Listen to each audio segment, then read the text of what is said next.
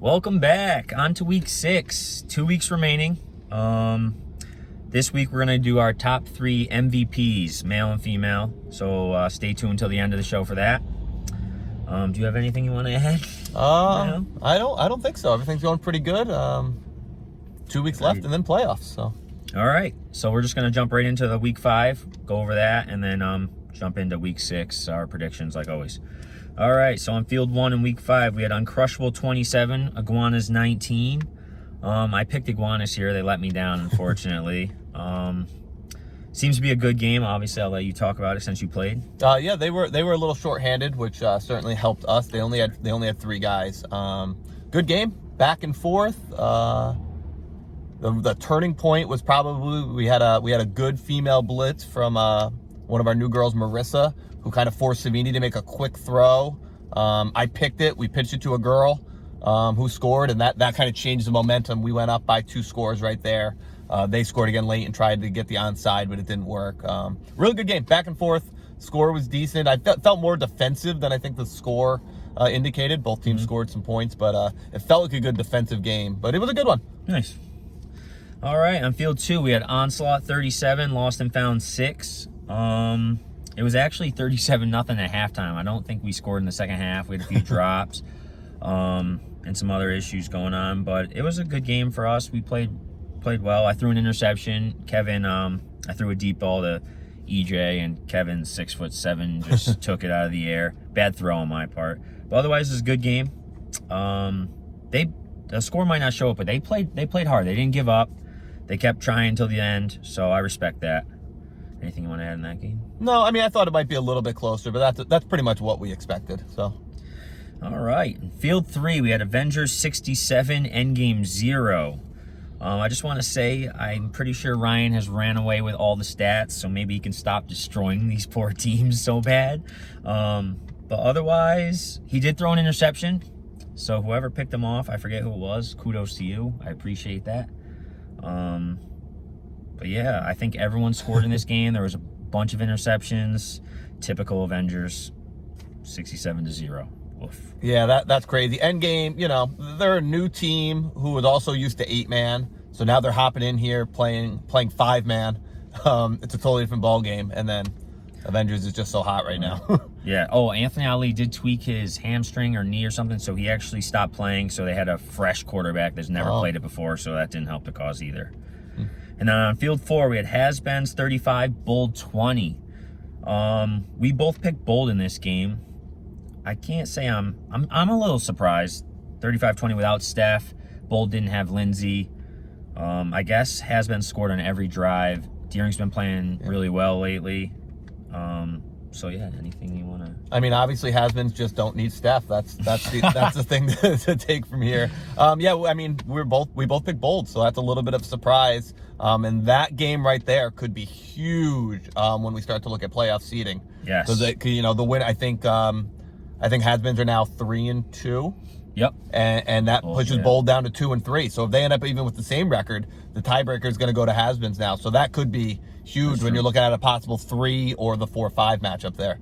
Yep. I think they are the 4-5 matchup right now.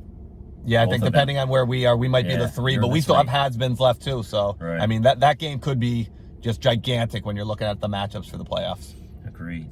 That was it for week 5. So week 6, it looks like we're going to everyone pray that the rain actually does hold off to the afternoon so we get another dry week. Yeah, it looks like 50 degrees at kickoff, so don't let the snow scare you. We don't have the grass and the mud. Our field's going to look nice no matter what, and it should warm up. So perfect. On field 1, so this week we also have 2 game of the weeks. I couldn't pick, so we got an extra special 2 for you this week. One of them's right here. Onslaught versus Uncrushable on field 1. Obviously, I'm going with my team, Onslaught. I think it's going to be a great game. Hopefully we can put some pressure on Dave, and it's our first time not seeing a mobile quarterback, so that'll be one less thing I have to worry about. So hopefully we can just make a few more plays. I think it's going to be a high-scoring game.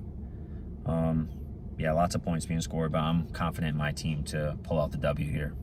Yeah, we haven't been playing our best football. That last week was a good win for us. I'll never pick against my own team, but I know I know it's been kind of the story of the last couple of weeks, but we're going to be shorthanded, so I'm going to have to come up with something interesting Who to. you missing? Don't worry about it. You'll see on Sunday. I'm going to have to come up with something interesting to try to slow you down. We got to find a way to put some points on the board because I think you guys are going to score. I'll go with us, but it's going to be a tough one. All right. On field 2, we have Endgame and Iguanas. I'm going to go with Iguanas here. Both teams are not playing great, struggling right now, but Iguanas, I just think, assuming they have their players show up, I just think they have a few more athletes and a lot more experience, and I think that'll prevail. I think it'll be a decent game, though. I don't think they'll blow them out or anything, but I am going to go Iguanas here. Yeah, I think I didn't know that Anthony Ali hurt his leg. I think if he's healthy, this had a chance to be kind of a high-scoring game because Iguanas are still trying to figure out their defense. Yeah. Same thing. If Iguanas get everybody there, they win by a few scores. If they don't, I still think they'll pull it out. Agreed. All right. Field 3, we have Bold versus Lost and Found. I'm going to go Bold here. I think they'll bounce back. Again, they just have a few more athletes than Lost and Found. I will say Lost and Found is probably more organized than Bold, but I think just the athleticism will prevail. But I do think it'll be a good game, close game, but Bold in this one. Yeah, that is it's an interesting game, especially when you look at the record, you'd probably think Bold is going to run away with it. Mm-hmm. But they, Lost and Found does match up decently. I think a big thing might be who plays quarterback for Bold. Yes.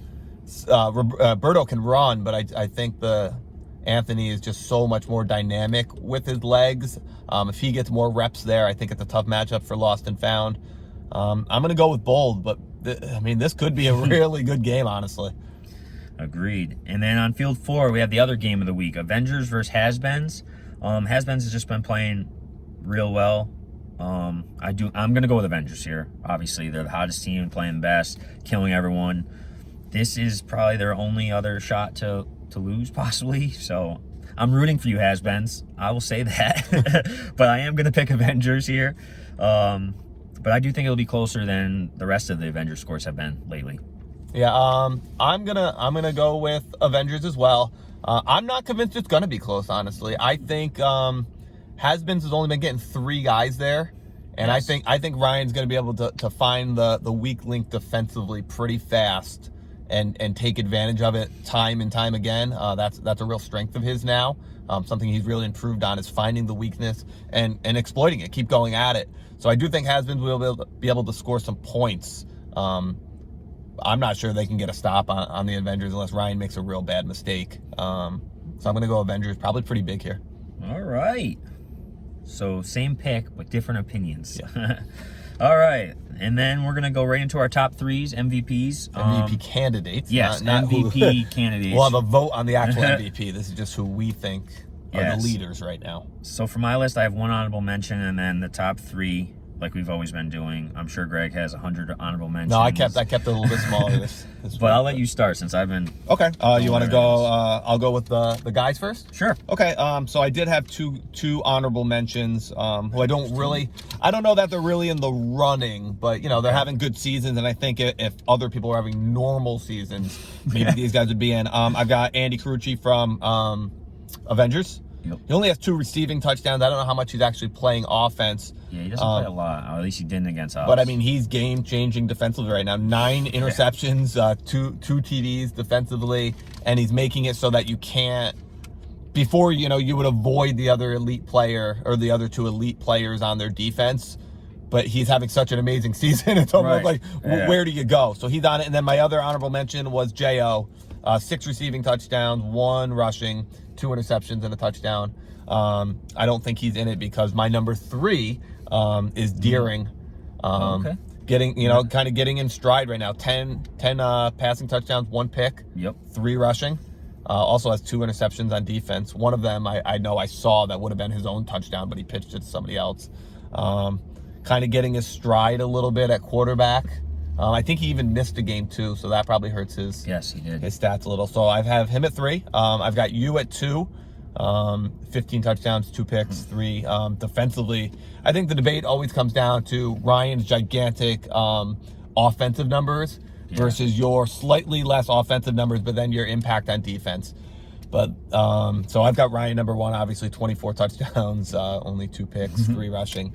They're undefeated right now, so unless something changed, I think his numbers are just too good for you to overcome right now. Couldn't agree more. My honorable mention is Deering. I don't have all the stats listed out, but I'm glad you did. So for all the same reasons you said, my number 3 is actually you can throw Andy in that honorable mention list because his interceptions is crazy. 5 games, 9 interceptions. That's crazy. Stop throwing to that guy. My number 3 is actually Sean Fruscio from the Avengers. I don't have his stats here, but I know he's starting to make more and more defensive plays. Yeah. He's killing it on offense, leading their team in touchdowns, receiving, rushing, whatever he's doing. And then number 2, I have myself. For the exact reason you said, I definitely have the more well-rounded stats, but until someone beats Ryan, he's got to be number 1. And unfortunately, I couldn't do it this season, but hopefully I can in the Super Bowl. But yeah, Ryan number 1. His stats speak alone. He's killing it in every aspect on offense. Yeah. On to the females. You want to go first? No, you can go here. Yeah. All right, my honorable mention is Sue for my team. Not a lot of stats, a couple touchdowns, but honestly, this is the first time I've had a dominant female center, and it's just made all the difference. Like, I love Phil at center. I've gotten used to that quick throw release using him, but just having Sue is just a totally different game. You heard that, Tabitha. If you ever move back up here, you come with us, not with him. He's never had a dominant female center, you know? Come on back. All right. Hi, Tab. But yes, I'm going to go Sue. My number 3 is Spinelli. She leads the Avengers, and she's tied with Frankie for reception touchdowns. She's been killing it this year. Number 2, I have Frankie. She is tied for the lead in receptions. Yes, just like I said. And then number 1 is obviously Elena. Her offensive numbers are kind of lower, but she's killing it with sacks. I think she has an interception, and she's by far the best girl in the league right now, so she deserves that spot. And that's my list. Okay. Same thing. I've got 2 honorable mentions. One of them, Lindsay, 2 receiving touchdowns, 2 sacks. I think just what she's doing on both sides of the ball for them. They've been shorthanded all season, so you don't get any stats playing center. You know, she's still got 2 receiving, but also being their rusher, just being really solid. My other honorable mention is Spinelli. Like you said, she's leading the league, or tied for the league in receiving touchdowns. Or no, she's number 1 with receiving touchdowns, actually. Well, yeah, with 8. Yep. They've got so many weapons, and Ryan's using her. And then, so my top 3, I've got Frankie at 3, 6 receiving touchdowns, 2 rushing. She's not playing defense really for you this year, no. which I think is holding her back just a hair. But offensively, she's your biggest weapon and playing great. My number 2 is actually Sue. Basically for the same reason I had Lindsay, except she doesn't really rush for you, but she still has 2 sacks. Yeah, she's rushed 1 game for I think 3 plays, and she's got 2 sacks. She also has 2 receiving touchdowns, but she's, it's sort of like the Jen K factor. Jen K is always in that running when her team's doing well because of how dominant she is, and she's just so dominant at center for you. And then my number 1 is Elena, 4 receiving touchdowns, 7 sacks. Like, you think of Elena, you don't think of her as a rusher. Yeah, no. But, I mean, she's just so fast. She's got the long arms. So I do, I agree with you. Elena's the best female in the league going right now. So that's my top 3. Frankie 3, Sue 2, Elena 1. Perfect. All right, another good show. Next week we're gonna be doing what was it? Up and comers, I think. Yes, up and comers. So new people to the league they're hitting stride. You can tell they're gonna be coming back next year. They love the game. They're improving. So that's what that should be a fun one. Yeah. Yeah, definitely. All right. Until then, I'll see you guys on Sunday. Stay safe. Happy Halloween.